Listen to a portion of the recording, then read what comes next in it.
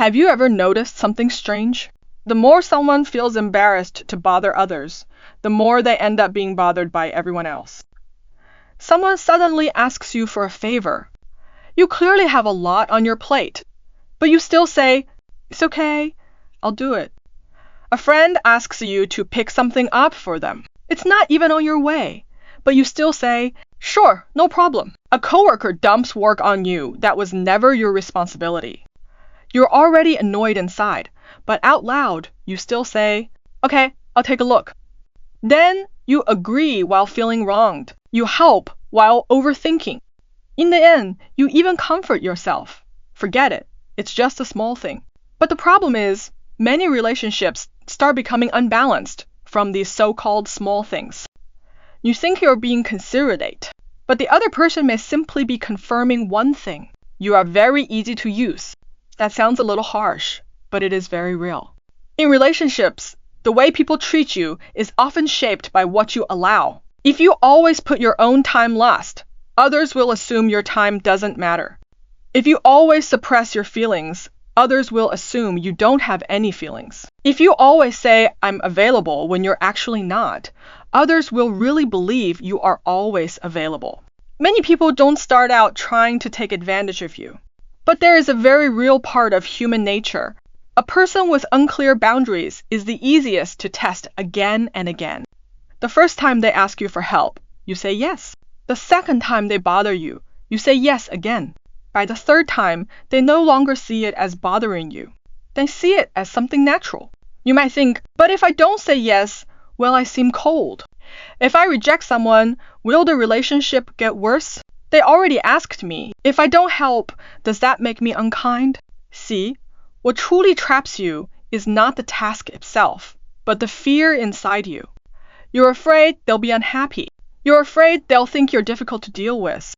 You're afraid the relationship will fade because of one refusal. So, you would rather disappoint yourself than disappoint someone else. But have you ever thought about this? Would a healthy relationship really fall apart just because you say no once? If someone only likes you when you keep sacrificing yourself, then maybe what they like is not you, but the convenience you provide. A truly stable relationship will not end just because you say, "I'm not available." And someone who truly respects you will not attack you just because you have boundaries. So being afraid to bother others may look like being considerate on the surface. But deep down, it may actually be a form of excessive people-pleasing. It's not that you don't want to say no. It's that you want too badly to be liked. It's not that you have no temper. It's that you're afraid once you express your feelings, people will no longer accept you. But one of the most important social skills in adulthood is not making everyone satisfied. It is learning how to stop hurting yourself without intentionally hurting others. So what should you do? First, don't say yes immediately. When someone asks you for a favor, pause for 3 seconds first. Don't immediately say, "Sure." You can say, "Let me check my schedule first. Let me confirm what I already have on my plate. Then I'll get back to you. I'm not sure if I can take this on right now. I'll let you know later." These sentences matter because they send a signal. My time is not something that can be taken at any moment. Second, make your refusal simple. Many people make one common mistake when saying no. They explain too much. "I'm really sorry. It's not that I don't want to help. It's just that I've been too busy lately, and I have other things going on, and I'm also afraid I won't do it well." The more you explain, the easier it is for the other person to grab onto your explanation and keep persuading you. You only need to state the fact. "I can't do this today. I can't take this on right now. I'm not available to help this time." Refusing someone is not a debate. You don't need to convince them. You only need to make your boundary clear. Third, offer an alternative, but don't sacrifice yourself. For example, you can say, "I can't help you today, but you can try this method. I don't have time to do the whole thing, but I can give you a reference. I'm not available this time. Next time, you can let me know 1 day in advance." This way, you keep your kindness, but you don't throw yourself into the situation. You need to remember, having boundaries is not being cold.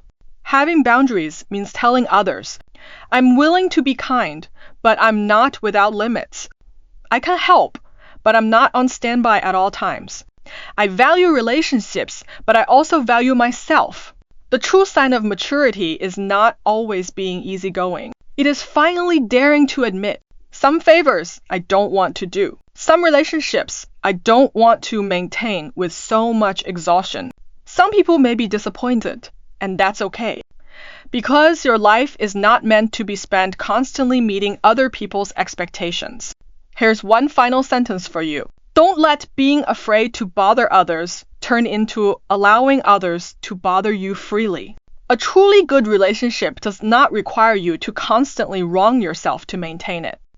If a relationship can only exist because you keep backing down, then it was never worth that much effort in the first place.